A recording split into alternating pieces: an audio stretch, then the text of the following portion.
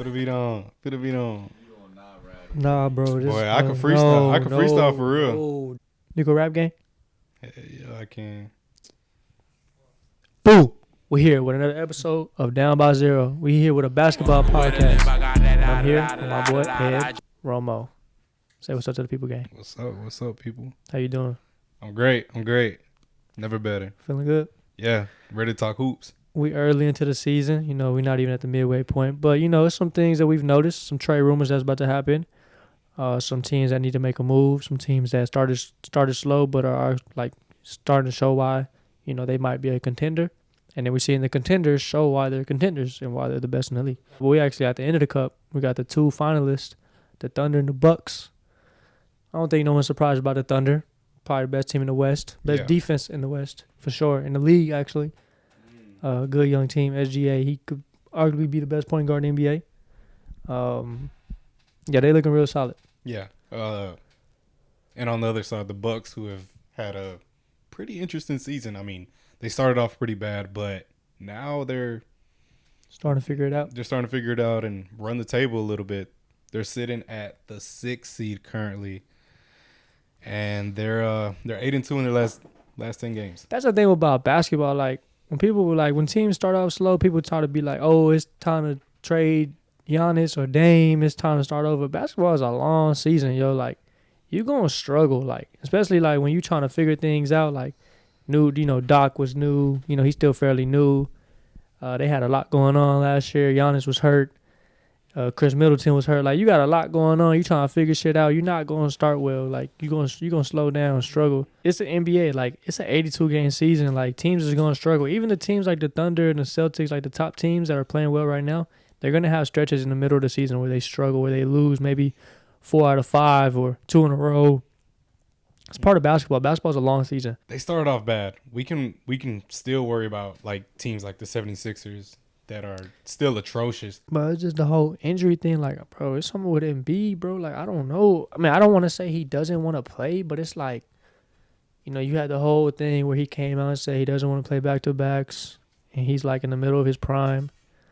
You know, I think he's like 30, so he's still fairly young. I mean, he is getting hurt, which is like, you can't really get mad at him for getting hurt, but it's like, it's hard to play good consistently when your two best players don't play. Yeah. Jared McCain was playing really good, but he got hurt, and it looks like he's going to be out for a while. Paul George has not came back yet. Joel Embiid finally played, yesterday or 2 nights ago, and he got hurt, like a face injury. So I don't know, bro. Yeah, I don't know how I feel about Philly. I don't know if you saw Trae Young's return to New York a couple games back. And it's just how they treat how they treat him. Bro. But he, like, goes up there and he doesn't fold. Like, he does his thing. I love the adjustments he's made with his team. Prior years, he was that bucket guy. Like, he was going for, like, 30 a night. I think he was averaging, like, 28 the past 2-3 years. He was that bucket guy, right? He would still get assists, but now he's like taking on that leader role. He's like, he leads the league in assists. He's averaging 12 assists a game, but I think he's only averaging like 20 points a game, which is a big drop from what he's been doing. And we know Trae Young. Trae Young's a bucket, but I think he knows like, okay, I got Jalen Johnson, who's a good young player. He got Zach Ricochet, who's first overall pick.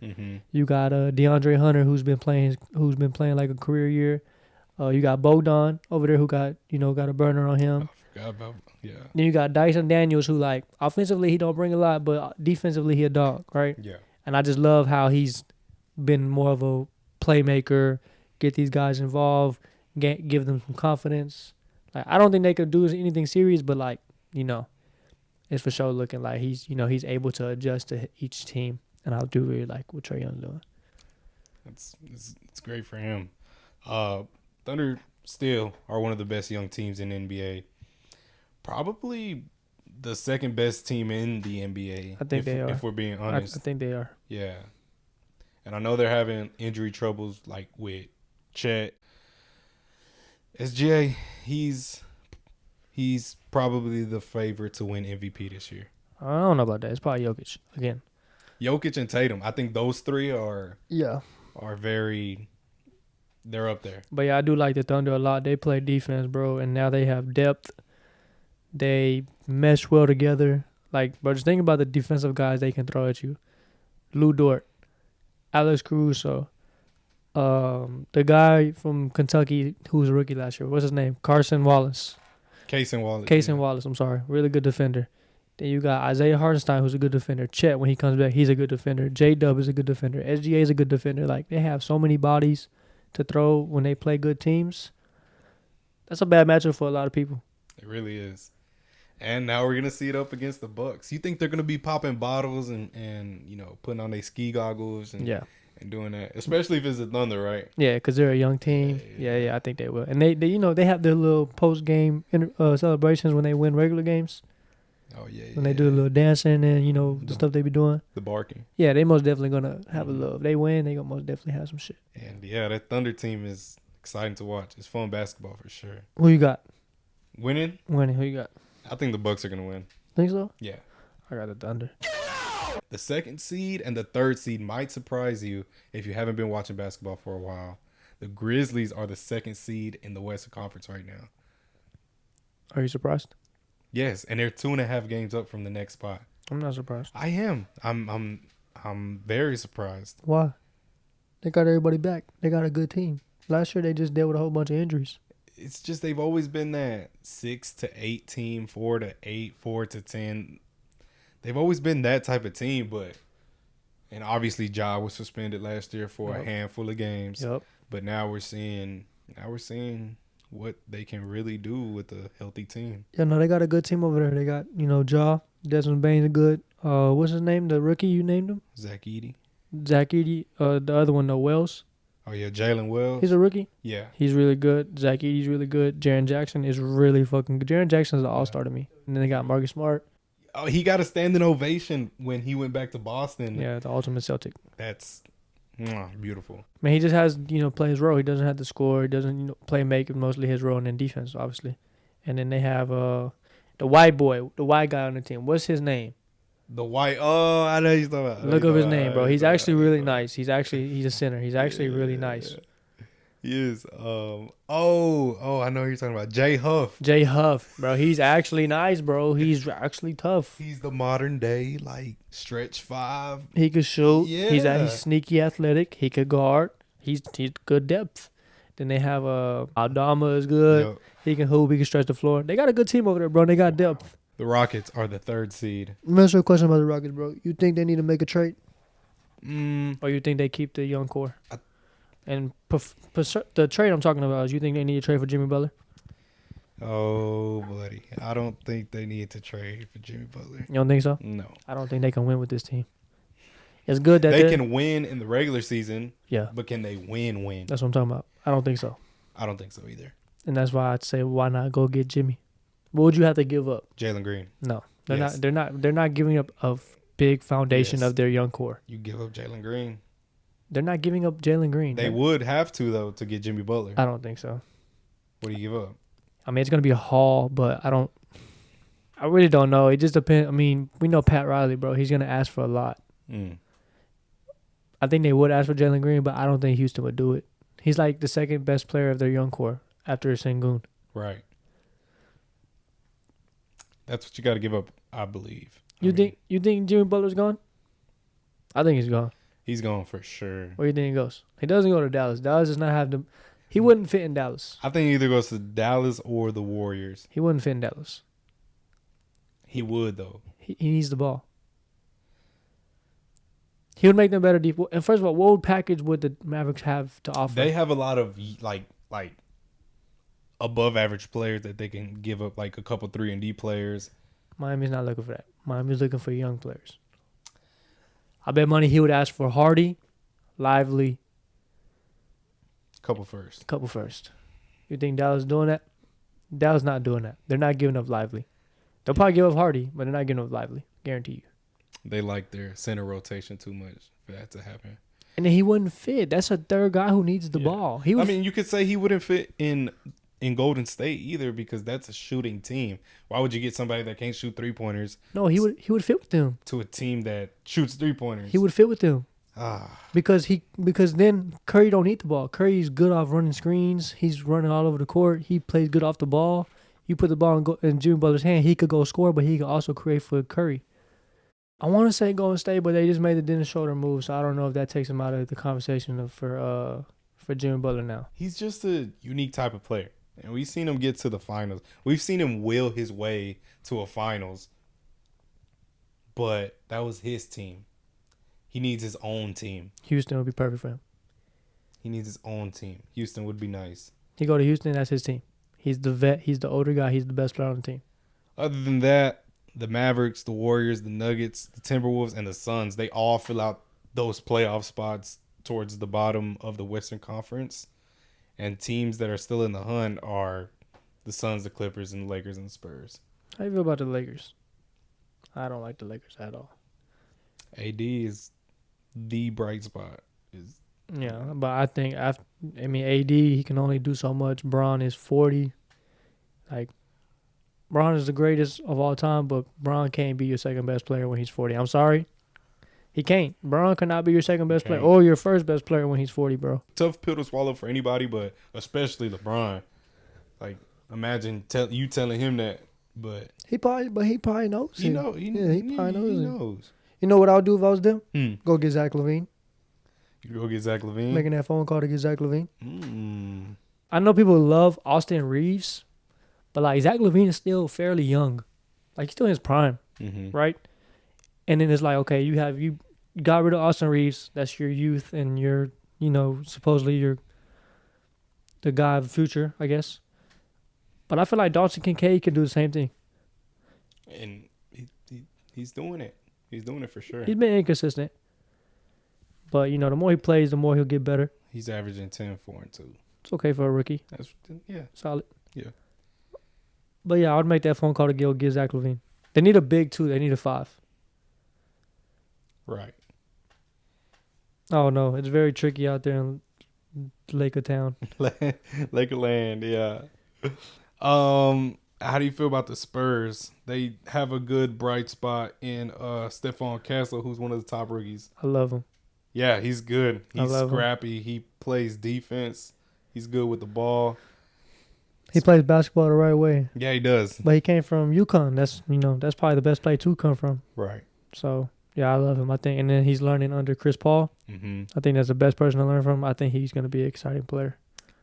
The Spurs are 13-13 right now. It's okay. In the Eastern Conference, they'd be in the playoffs. They'd be the 7th seed. Okay. So, Western Conference is pretty stacked, like it always is. The worst team in the Western Conference is the Pelicans. That's not gonna last though. They could make a sneaky run. So, in the Eastern Conference, there's notable big injuries. I mean, obviously you see the Magic suffering big injuries to France and Paolo. And they're a team that's still competing. That's a good young team. They're 17-11 right now.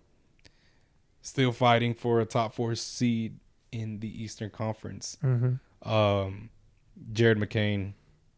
Is he done for a year? They didn't say he's done for the year. They just said he's indefinitely out. I hate that term because I don't know what it means. He's not coming back anytime soon. That sucks because he was hooping. Yeah, he was. He was hooping. You like his persona? Or does it not bother you? Well, like the nail painting and... Just his attitude, like his charisma. It doesn't bother me. I mean, he's a joyful guy. He is. Just some of the things he does is a very question mark. Like the nail painting and... It's not for me, but, he's been hooping. Yeah. He's definitely like... He's definitely like a new generation kid. Yeah. Not a kid, but a new generation young adult. Yeah. And if he was playing bad, Philly would probably eat him alive. Yeah. Because Philly fans are ruthless. But he's had like multiple 20-point games. Oh, yeah, he's hooping. Yeah, he's hooping. He's been hooping. But unfortunately, he's out. Other than that, we can't talk about the Knicks, who are the 3rd seed. And I think we should wrap it up about the Celtics and the Cavs. My thing with the Knicks... Their 5 is amazing, right? My problem with the Knicks is after their 5, their depth is awful. McBride, he's nice. McBride is a tough he hoop, but he's not good enough to be your 6th man. I'm sorry, he's not. And then after McBride, their depth is a problem, and their depth could hurt them when it comes to like playoff time. I can see that. Not enough firepower. Imagine would you rather have that as your crip? How should I say this? Would you rather have that as your as your crutch, rather than not having, superstar players on your team? Like, would you rather not have a deep bench, or would you rather not have an amazing starting five? I think I'd rather have a solid starting five with a good bench. Okay. Because you can have an amazing starting five, but if you ain't got no depth, you can't win like that. It'll show. Yeah. You can't win like that. Cat's averaging 25 and 14. Yeah, but he's been the perfect fit in New York. On 53% shooting. He's been the perfect fit. It's amazing, actually. And the Cavaliers. What's the story behind them? Because we split the series. Obviously, if you've watched the reaction video, there it is. They split the series with us, or they split 2 games with us, and they beat us when we went over there to Cleveland. Did you watch that game? I didn't. We ain't had Jaylen Brown or Kristaps Porzingis. Kristaps I can see, but okay, JB. We didn't have JB. Okay. I don't think Al played either. It was different. Somebody left a comment saying it's gonna be different when we see y'all back at home, and we did see them back at home, and we lost. I don't think Cleveland has been playing good. They've been my team that's like surprised me. Cause I knew they were gonna be good. I didn't think they were gonna be this good. Like they're first in the East, right? Mm-hmm. I don't know, bro. It's something about them. I'm like, I don't know if this team, like, they don't move me. This might be a hot take, but I think the Bucks will beat them. Okay. And then I think a healthy Orlando Magic will beat them. I don't know about the Magic. You don't think so? Nah. With a healthy Franz and healthy Paulo? Hey, man, they get down. All right, let's talk about the Celtics a little bit. Okay. Best team in the NBA, no question. Jason Tatum leads his team in points, rebounds, assists. Every category. Every category. Every category. That's amazing. I hate to bring it up again. Don't. I know it seems. I know too long. No, never too long. I know it seems like it's something I always talk about, but ever since I came out with my little Luka and Tatum rant, it seems like people are falling on board with my Tatum is better than Luka. Just throwing it out there. More and more, I can see why people agree with you. Because remember when I first came out and it was like atrocious and everybody was coming at me and everyone was like, "Oh, you're just a biased fan." Yeah. But now there's a lot of people who actually agree with me. Luka had to be clutch for the teams he's had in the past. I think the most clutch thing that Jason Tatum can do or has done is rely on his teammates at times, like not have to take over the game because he has Jaylen Brown, he has KP. You talking about like finding the balance of when he doesn't need to force shots. I mean, yeah, we've seen, especially now, like later in his career, like he's a lot smarter. Like he knows, like I don't have to take bad shots for us to win. Mm-hmm. That's why I say he's a better playmaker now. That's why he averages 6 assists a game, because he knows now, like he doesn't have to. He's gonna get doubled. When he gets downhill, they're gonna triple team him when he gets to the paint, and he's making these reads. He's making these kickouts to his teammates, just making the right play. But if you want to talk about like clutch moments, we could talk about Game 7 versus Philly when he had 60, 50. What do you have? Yeah, like 60, yeah. We could talk about Game 6 versus Milwaukee on the road when we was down 3-2. And he had like 46 on the road to keep us alive. And in Game 7, Grant Williams hits like 8 threes. Mm-hmm. And we beat Milwaukee. Like you could talk about, you could point out on both of them. You can point out games where they came up clutch, and you talk about games where they didn't show up. I have a question for you, okay? Because I think me and you see this differently. Do you like the way basketball is played today, or do you prefer the way basketball was played like in the early 2000s?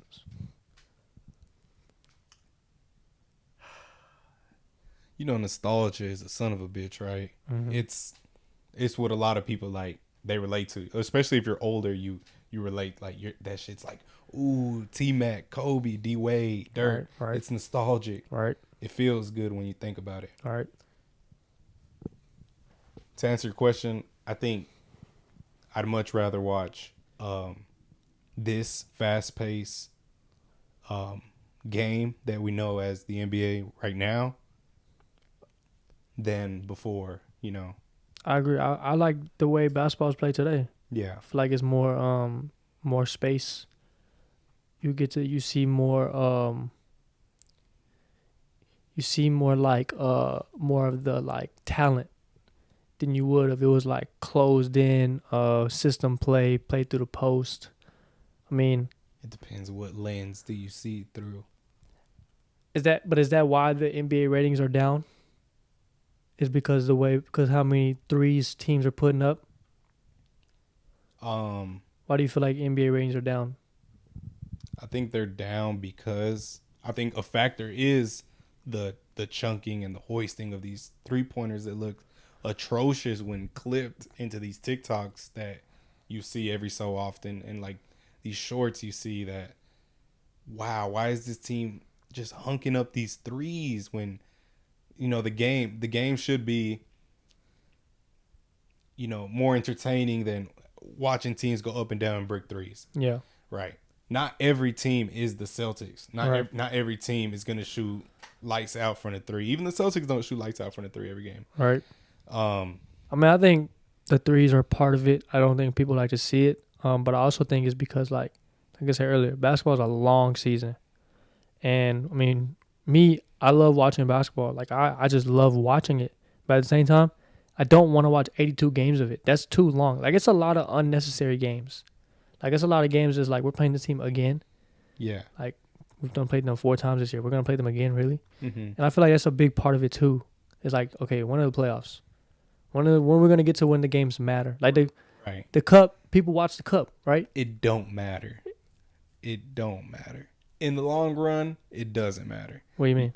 Like, you're winning games, yes, they count towards the regular season. Right. But they don't. Like, the cup doesn't matter. I guess the cup is more exciting because it's you're playing towards something. I mean, I don't know if y'all take the cup serious. I don't really take the cup serious. It's a cup. It's not a real championship to me. Right. But like when playoffs come around, I'm ready for playoffs. Meaningful basketball. During the regular season, game 53 does not matter to me. But I told you this the other day, JR. The 82-game season has never been a problem for ratings or viewership or contracts in the NBA. It's never been a problem until some people see it now, like you do. Like, it's too long. Like, why are we watching this many games?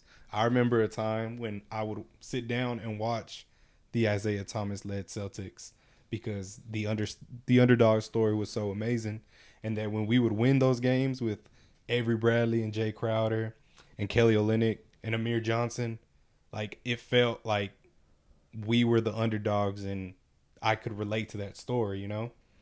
I feel a lot of NBA fans now that we're so exposed to the internet, and you can see clips and highlights and everything.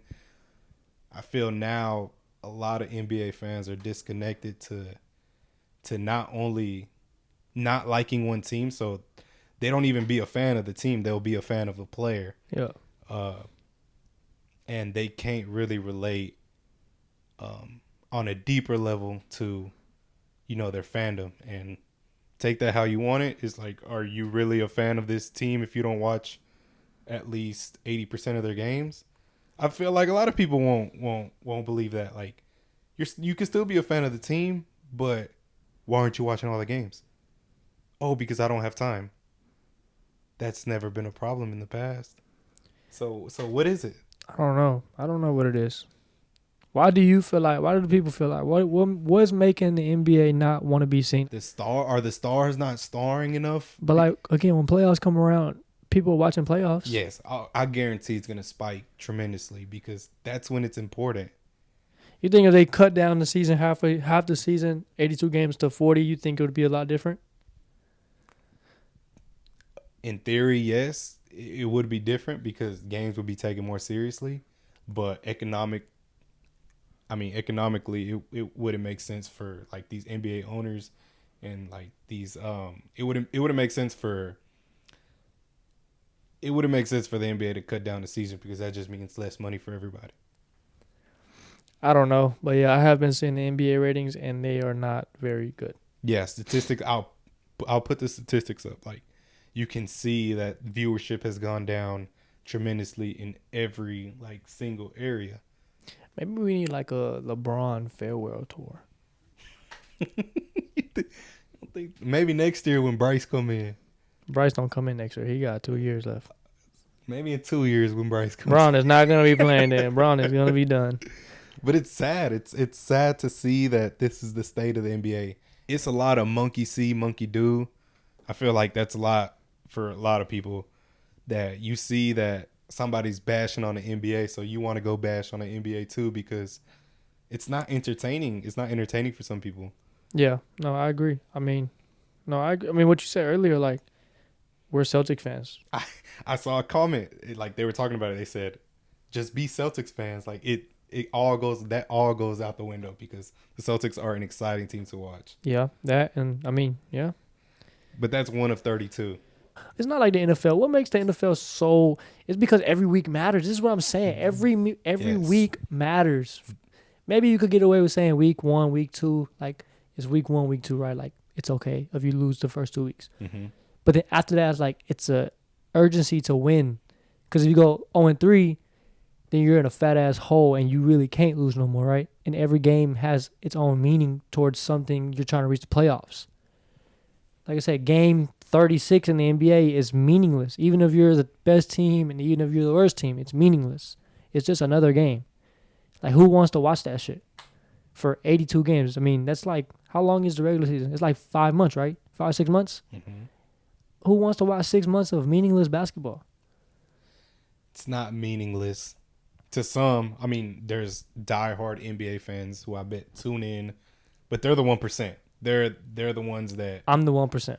Right. I mean, you'll sit there on your phone, out to eat somewhere, watching the game. I've literally seen that. Like, I've literally seen you on the phone while we're out to eat, watching the Celtics game. Yeah. I watch basketball because it's entertaining. Yeah. You know, like I like to watch the moves. I like to watch, the creativity. Because at the end of the day, they're NBA talent, right? They're gonna put on a show every night, and I like to watch basketball. Like, it's fun, but like you said, it's 1%ers. I guess some of it's just this new generation that they're the attention span of some of these kids now, bro.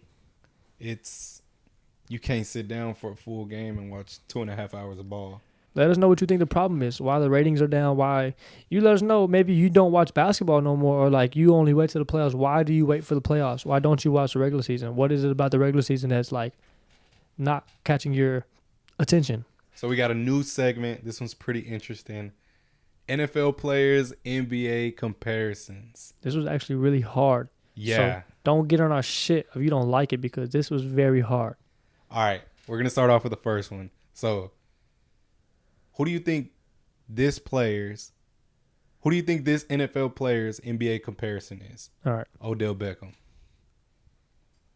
Solid career, great young career.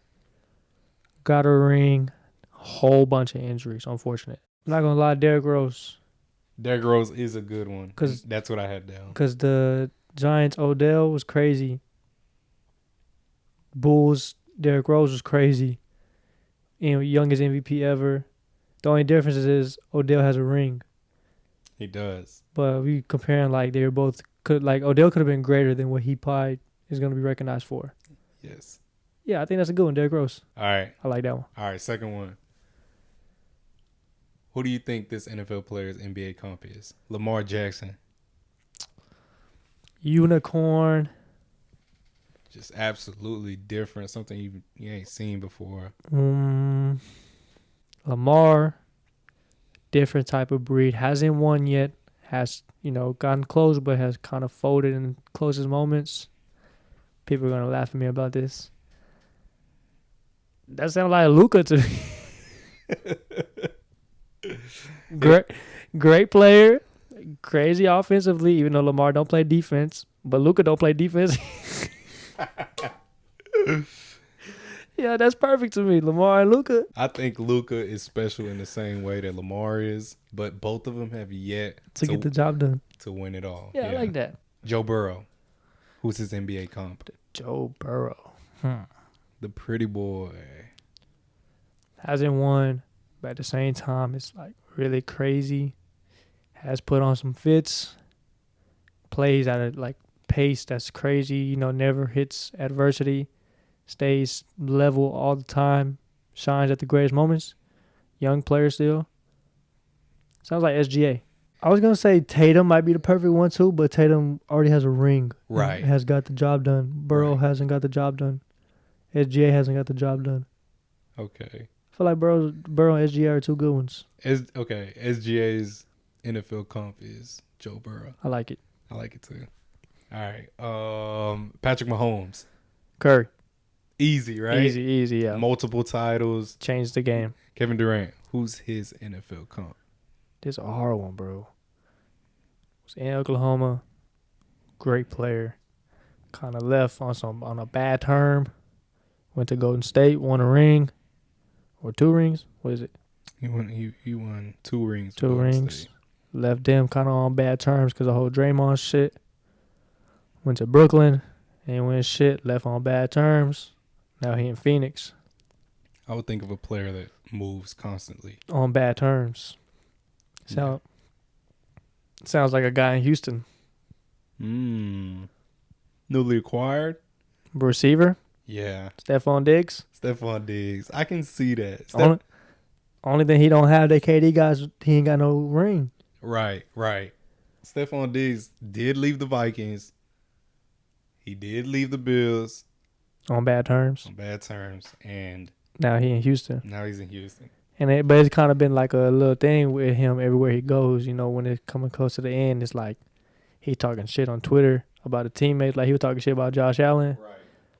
Like throwing shade, you know what I'm saying? Left on bad terms. I can see that. Prime Houston James Harden. That's tough. Who's his NFL comp?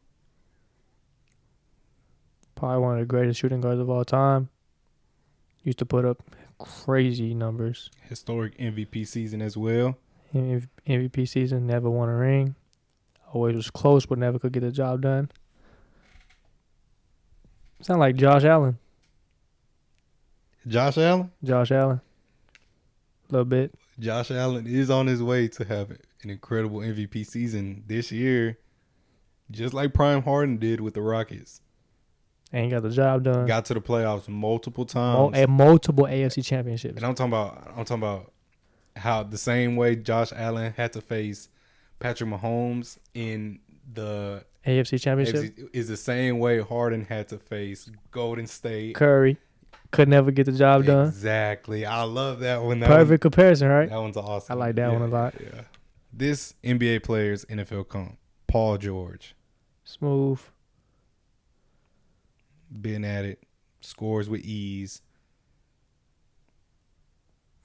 Probably the best like ISO ball player. CD? Justin? Jettis? Who you like? I can see. It's either one of those two. Who do you want to go with? I think because how smooth Paul George if you watch basketball and you see how smooth he moves. Oh yeah. I'll probably go Jettis. Because Jettis is smooth in his routes. 6'10", small forward. Jay Jettis, 6'5", 6'6", long, lanky. More than CD for sure. Yeah. Okay, I like Justin Jefferson. Jettis? Yeah, I like Jettis. Last one's Rudy Gobert. Bro. Who's his NFL comp? Bro, hold on now. If you know me, you know I'm the biggest Rudy Gobert hater. I'm gonna give him the worst one possible. Who's pretty overrated in football? I'm gonna compare him to a guy who like early in his year has been good, but recently he's been talking a lot of shit and has not been performing. Deebo Samuel. And if you're a 49er fan, I'm pretty sure you'll agree with me. Because Deebo Samuel has been shit. Deebo, they have to scheme him open at times. He's a versatile player. Mm-hmm. Rudy Gobert's not that versatile. He's just a good defensive player with no bag on offense. I wouldn't even say he's a good defensive player. He's just big. You put him out on that 3-point line against a guard, it's food. I mean, see what Luka did to him in the playoffs last year. And Debo complained about getting the ball, and they threw him the ball, and he dropped passes. All right, and the last one, the greatest, LeBron James. Bah. Who's his NFL comp? Bah. This is easy. The one and only greatest quarterback of all time, Tom Brady. The one with 7 rings. Easy, right, bro. Right. Easy. No question. The one with 7 of them on his fingers. It's greatest of all time. Greatest of all time. I like that. Y'all let us know. Those are the NFL players, NBA comps. All right, this is going to be the last segment. I want to do this one. All right. This segment's called Who's Tougher? And so, we're not talking about like how they play on their teams or whatever. We're just talking about who's tougher. Who's the tougher player? Like in ones type shit? Like in ones. Cool. Who's tougher? All right, we're going to start off with a couple of historically great 6-man. Lou Williams or Jamal Crawford? Who's tougher? But I think this is easy, but at the same time, it's no disrespect to who I'm about to say is going to lose. But Jamal Crawford, killing him. He's killing Lou Will. And again, it's bro, I agree. I agree with you. And no disrespect to Lou, because Lou is tough, bro. Lou Island is crazy work. It's scary work. You don't want to be on the island. But Jamal Crawford, bro, probably one of the greatest ball handlers of all time. That island is a very scary island. You don't want to be on that bit. All right, who's tougher? A pair of brothers, Pau Gasol or Marc Gasol? That's tough. And you really got to think about it because, in my opinion, I think Marc Gasol is the more dominant brother because he was bigger. But Pau Gasol is the more skill, and he has more accolades because he did play with Bean. We're talking about ones, right? We're talking about just ones in the backyard. I'll probably go Pau. Pau got more of the bag when it comes to like the post work and shit. Okay. I feel like Mark is preferably fives. Like he needs to, he's more of a 5-on-5 player. Yeah. He could play ones, but I feel like he is better when it's structured basketball, like where he could pass, backdoor cut, stuff like that. Like I feel like that's where he's at his best. Pau, I feel like he could get away with playing ones because how skilled he is in the post. Okay. I'm going Pau. Who you got? Pau's tougher. I think I'd choose Pau Gasol too. Pau. That's tougher than his big brother. Yeah. Okay. But Mark got heft on him though. Mark got some shit. Yeah. Don't count out his possibilities. All right, who's tougher, Jaylen Brown or Jason Tatum? Man, they probably play all the time, bro. Yep, they should. I bet they probably play all the time, bro. Who's tougher though? Like who's just tough?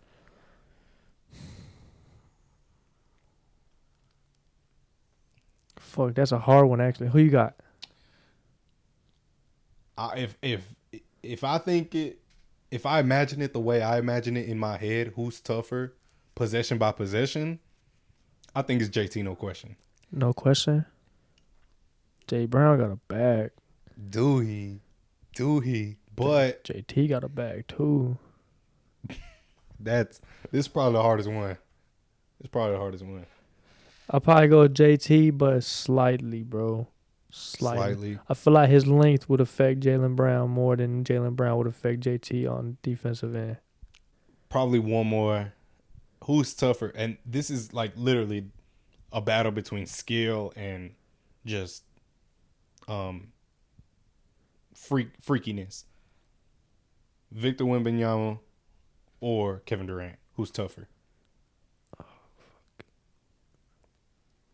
Both footers. I go KD. No disrespect to Wemby. Yeah, he's 7'5". But KD is KD, bro. That's one of the best buckets of all time. KD hitting a turnaround 9 out of 10 times. And he hitting you with that hezzy pull, that one dribble down, he'll snatch hezzy, then dunk you. Yeah, I'm sorry, I'm going KD. Who's tougher? Prime KD or prime Melo? Carmelo Anthony. You talking about New York, rebound over the head on a post up. You talking about that, Melo? Give me that shit. Hey, bro. Hey, haters is going to get mad. Bro, people are going to come at me for this shit. I don't care. Give me Melo every day of the week. Call it how you want it. I love KD. KD is KD. KD's one of the greatest buckets of all time. But like New York Nick Carmelo Anthony, bro, I'm sorry. That's a different guy. I'm probably going Melo too. You go Melo? I'm probably going Melo too. Bro, we're going to get crucified in the comments, bro. New York Nick Melo, or what was Prime Melo? Was Prime Melo New York Nick, or was it Denver? It was probably late Denver, early New York. Early New York. Yeah. All right, that's all I got for this NBA pod, man. This is it's what 25 games into the season. It's early. Yeah, it's pretty early. A lot of exciting young teams, but a lot of injuries have happened. Yeah. In the NBA, we love talking about basketball, and we play it. So, of course, deep down in our hearts, we are Fox Sports. That just sounded right. Speaking of playing basketball, it just sounded right. We here at Down by Zero are planning. Should I go ahead and announce it? Yeah, sure. We here at Down by Zero are planning to have a Down by Zero basketball tournament. Yes, get your friends, teams, build them up, because you get to showcase your talents on camera. There will be money-winning prizes for the first place and second place team. We haven't came up with all the rules yet. Obviously, it's going to be first day you play 2 games, second day is elimination day. You know, you got to get to the second day in order to, try to play for the money prize. Yep.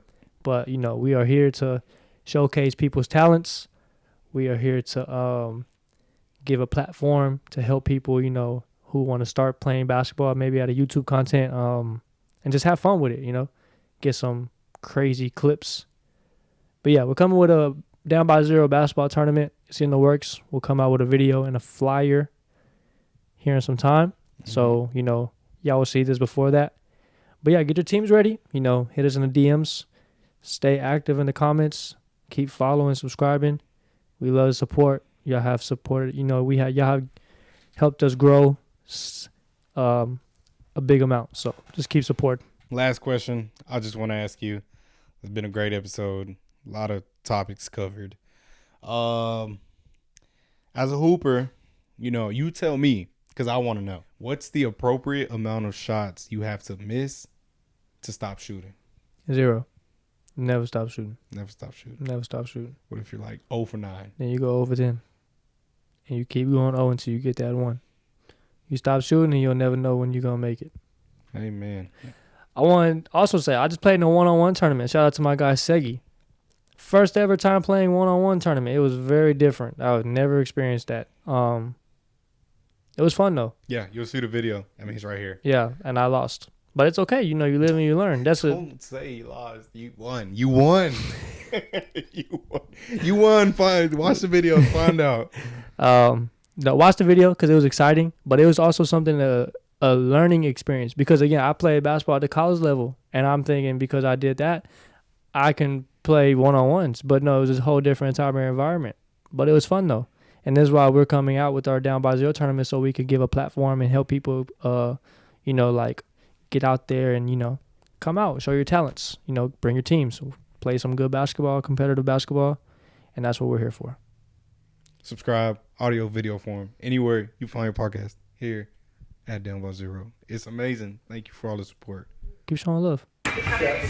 Celsius.